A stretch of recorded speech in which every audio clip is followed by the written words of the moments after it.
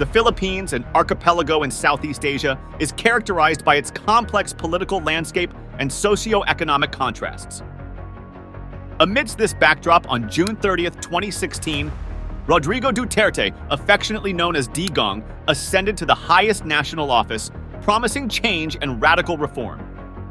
This narrative delves into Duterte's 6-year tenure, a period marked by a mix of controversy, achievements, and a significant shift in the nation's foreign policy, culminating in a transition of power to Bongbong Marcos.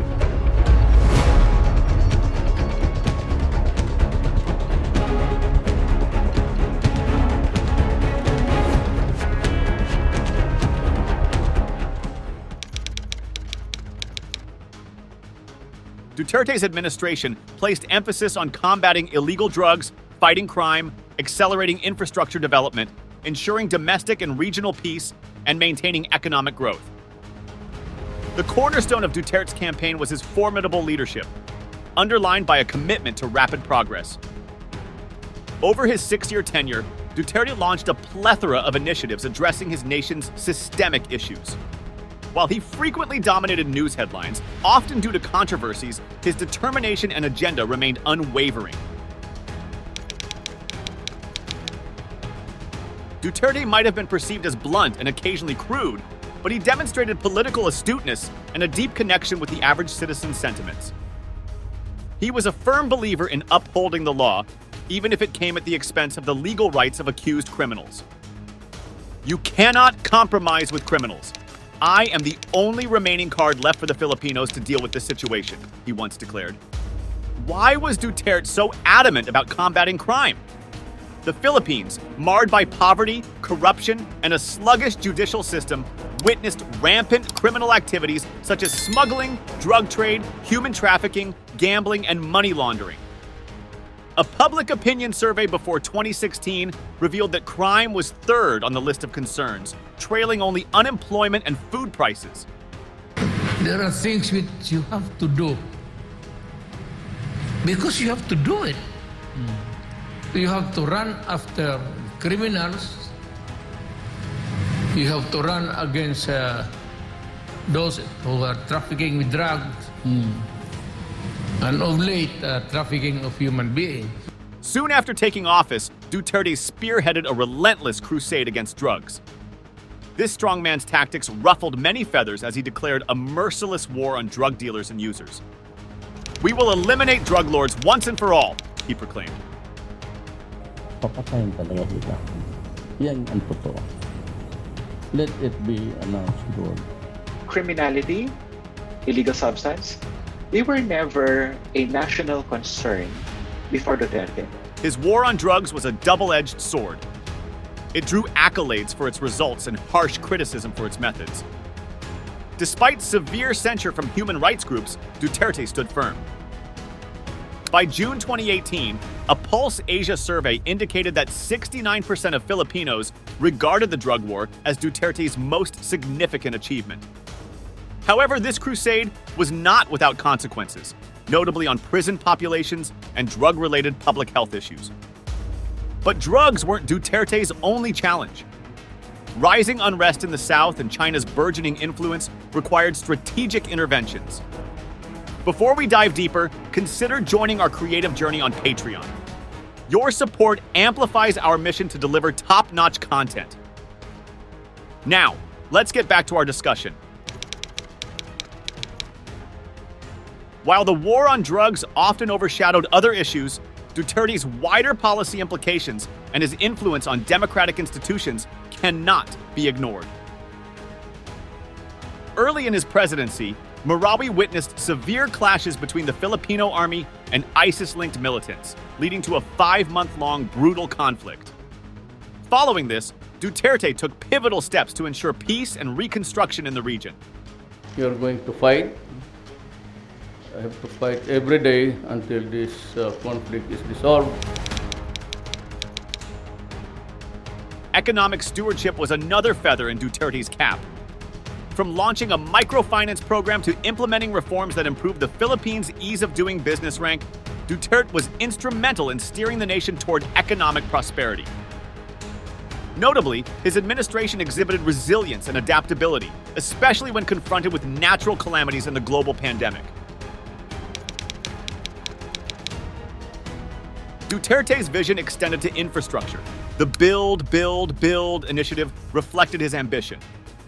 From improving the Pasig River, launching the Pulangi 4 dredging project, enhancing airports to the Luzon bypass, Duterte's term saw multiple ambitious infrastructure projects coming to fruition.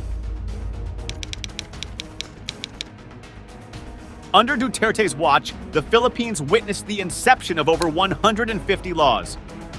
The Bayani Hand to Heal as One Act and Bayani Hand to Recover as One Act exemplified the nation's commitment to tackling the pandemic.